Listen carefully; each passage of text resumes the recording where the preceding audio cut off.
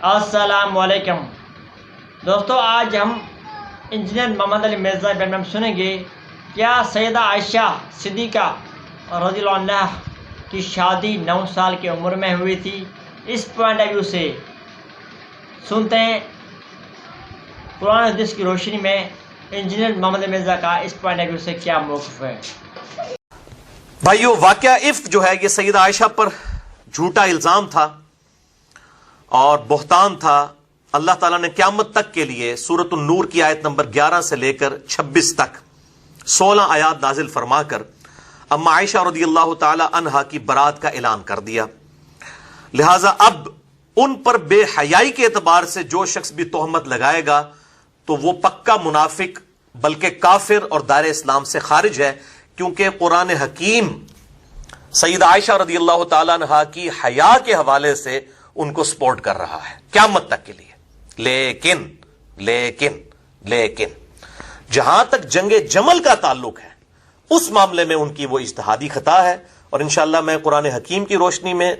اور صحیح الاسناد احادیث، جن میں سے اکثر احادیث صحیح بخاری سے ہوں گی اور صحیح مسلم سے، میں انشاءاللہ اس ٹاپک کو کنکلوڈ کروں گا انشاءاللہ۔ بہرحال ایک بات یہ بھی یاد رکھیے گا کہ ہمارے محبوب صلی اللہ علیہ وسلم کے علاوہ بھی جتنے پیغمبر گزرے ہیں ان کی جو بیویاں تھیں، بعض بیویوں میں خرابیاں موجود تھیں، کافرہ بھی تھیں۔ سیدنا لوط علیہ السلام، سیدنا نوح علیہ السلام کی بیویوں کا ذکر سورہ التحریم کے آخری رکوع میں آتا ہے کہ وہ دونوں کافرہ تھیں، اور اللہ تعالیٰ فرماتا ہے کہ ان کے جو خامن تھے وہ بہترین لوگ تھے، لیکن وہ اللہ کے عذاب سے ان کو بچا نہیں سکے۔ لیکن جہاں تک بے حیائی کا معاملہ ہے تو کبھی کسی نبی کی بیوی بے حیائی والے معاملے میں کبھی بھی گرفتار نہیں ہوئی۔ اس سے اللہ تعالیٰ نے انبیاء اکرام علیہ السلام کی بیویوں کو، ان کی عزت اور عفت کو محفوظ رکھا ہے، الحمدللہ۔ بہرحال سیدہ عائشہ اور سیدہ حفصہ رضی اللہ تعالی عنہما وعلیہم السلام پر جو واقعہ ایلا والا ایشو ہے، جو نبی صلی اللہ علیہ وسلم کے ساتھ انہوں نے مس بہیو کیا، اس کانٹیکسٹ میں قرآن حکیم میں بھی آیات نازل ہوئی، سورہ التحریم کے اندر، سورۃ الاحزاب کے اندر،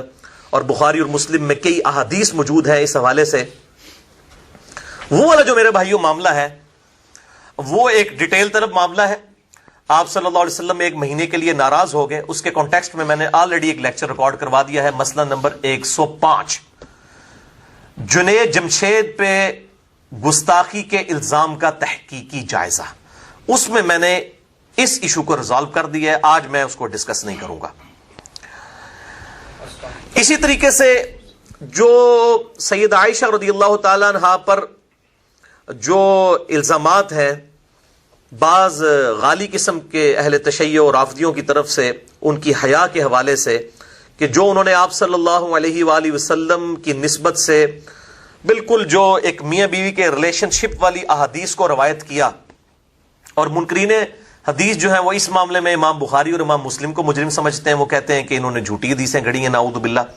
اور دوسری طرف روافض جو ہیں وہ سیدہ عائشہ کی طرف چل پڑتے ہیں، دونوں ہی جھوٹے ہیں۔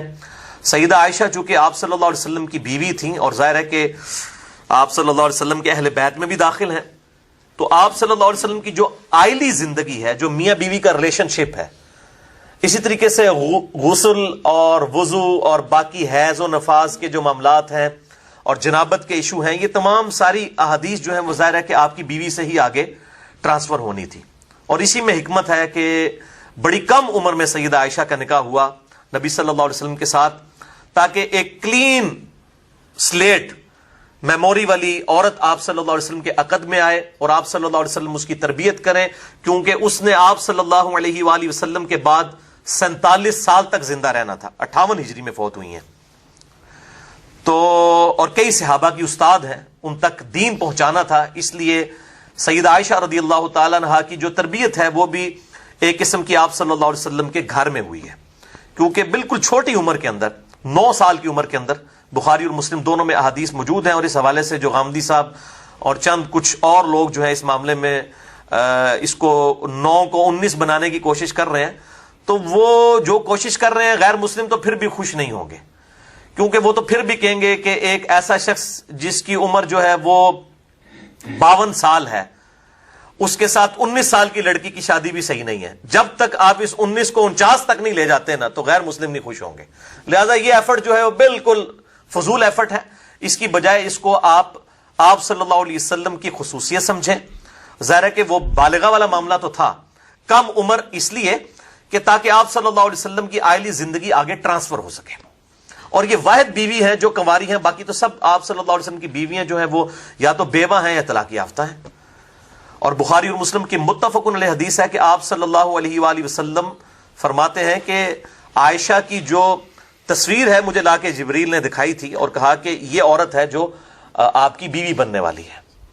تو یہ ایک بڑا خاص جو ہے وہ اللہ تعالیٰ کی طرف سے پلاننگ تھی سیدہ عائشہ کا آپ صلی اللہ علیہ وسلم کے عقد میں آنا. لہذا اس حوالے سے جو اعتراضات منکرین احادیث کی طرف سے کی جاتے ہیں